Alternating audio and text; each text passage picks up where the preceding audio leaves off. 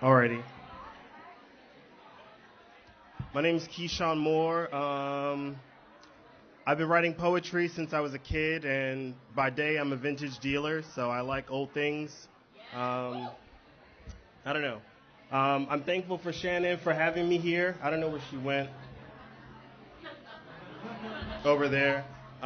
This space is important, and I feel like there should be more queer spaces, especially for people of color, to kind of express issues that they're dealing with through the work that they produce. And I don't know, catharsis is a huge part of my self-care. So this first poem I have is called Metronome. It's kind of a combination between a metronome and numbness.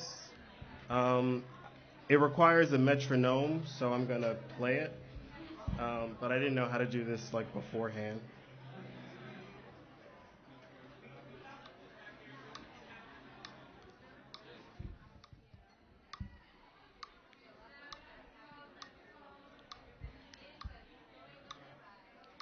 I should stop smacking the sides of my face soon.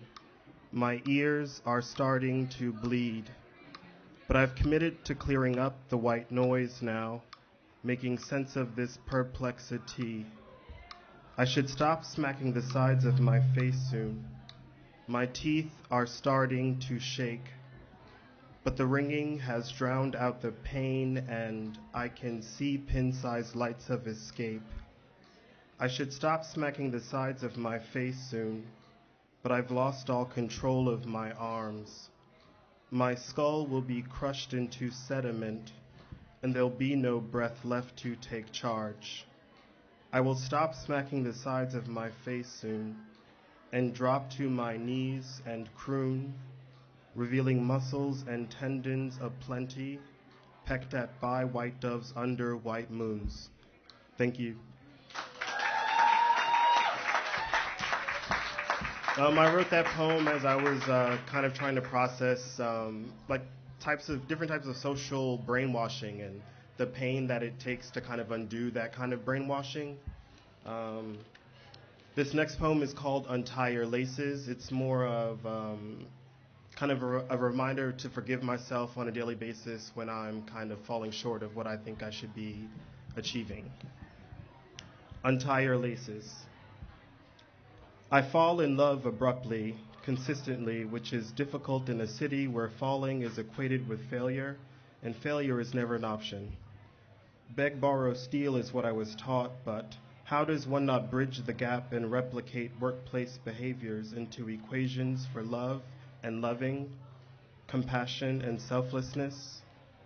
No one can compartmentalize the subconscious. Best to just graze toes lightly over the whole mass like slimy sand. Watch it fill the prints your paws left behind, for it is ever replicating, this ceaseless mitosis of memory and time, benign. It's the moment when we believe we are gods that neuroses seep in and begin to poison the body, moving from the root of the spine upwards like a spiral staircase, dizzying to the point of complete dissociation, eventually paralysis, but the numbness could be quite nice, no? Thank you. Um,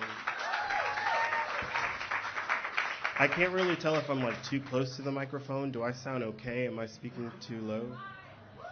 It's all good? Okay.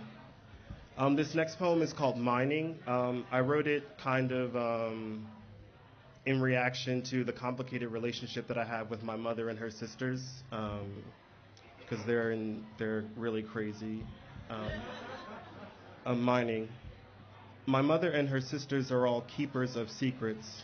They house diamonds in their bowels like stillbirth rocks re-encrusted in carbon as old as earth. I am sure these stones pass like sea glass through chiffon tubes, creating crystalline scar tissue up through their throats, as cold and hard as ice, black as night. Staring into the stars, I wonder what would happen if they bent breast to knee. Would they bounce back like insatiable birdies, loose hips, tight lips, eyes fixed on the horizon? Or would their spines combust into powdery dust and release the beast they've borne since the beginning, painting the sky in silky phosphorescence? Thank you.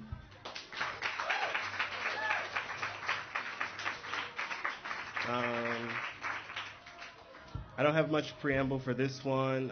I did write it because I guess it's about this complicated relationship that I have with like interracial dating at times, where sometimes I feel objectified, sometimes I feel like there may be kind of a fetishistic quality to their approach, and I don't know, it's always at the forefront of my mind sometimes, and it's very complicated for me. So I wrote this poem. It also calls on like references to Macbeth a little bit, with like notions of like guilt and kind of, I don't know. It's called Sense is Shut. I was too close that time. Sense is shut. I am sick of being fucked for absolution's sake, succumbing so easily to your advances like someone wishing for waterboarding while dying of thirst. By kissing my lips have you purged the wickedness from your gums? Are you now a lamb plumped with cum ready for slaughtering? I cannot stop the phantom spots from swarming your palms, my lady. I will not slit your throat at the altar, for my nightmares will still beckon from the other side of history, and yours will keep you coming back to me. Thank you.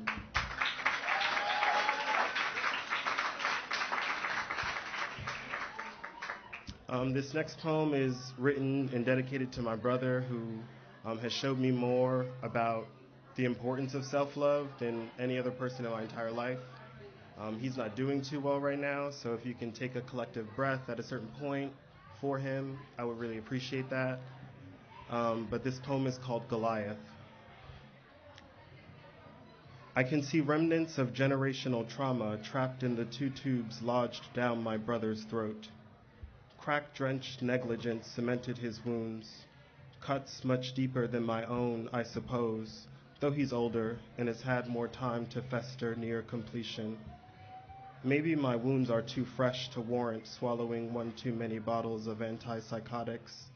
Maybe mine are still pink meat, their hue too monotone. What if I am him reborn?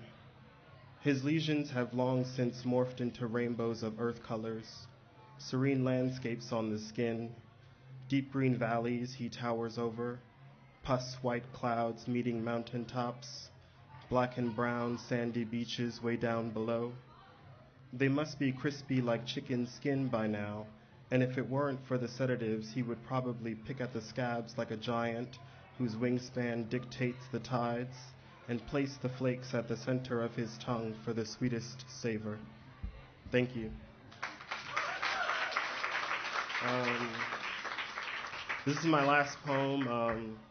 I originally wrote it about a boy, but then after like editing it over a couple of weeks, I realized that it was actually written about me, and fuck that boy, really. It's called Irrational Fears, a note to self. I am afraid that you will combust into smoke without so much as an inhale or howl, that your body is hollow and if not weighted sufficiently will blow about in the breeze or float endlessly atop the sea like something stolen from me, then discarded. Thanks, guys.